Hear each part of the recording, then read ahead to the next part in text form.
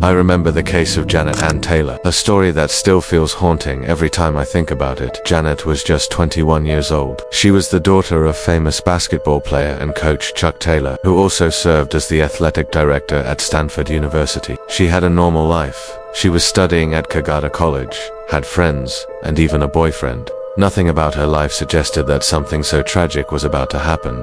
On March 24, 1974, Janet was spending time with her friends. It was around 7 p.m. when she suddenly realized it was getting late. She told them she needed to go back home to let her dogs out. Her friends were worried and asked her to stay. They didn't want her leaving alone that late. But Janet insisted. She told them she would hitchhike home. That was the last time anyone who knew her saw her alive.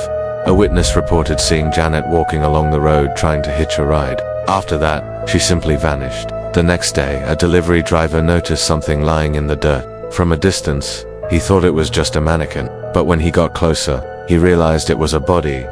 It was Janet. She had been beaten and strangled.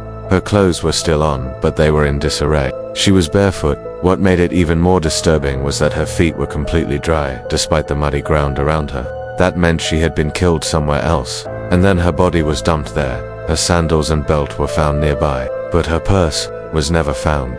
The case quickly went cold. Years passed. Decades passed, and Janet's killer remained unknown, until 2018, thanks to advances in DNA technology. Investigators finally found a match. The evidence led them to John Arthur Gettr. He was already known to authorities. He had murdered a 15-year-old girl named Margaret Williams in West Germany years earlier. He had only served a few years in prison for that crime.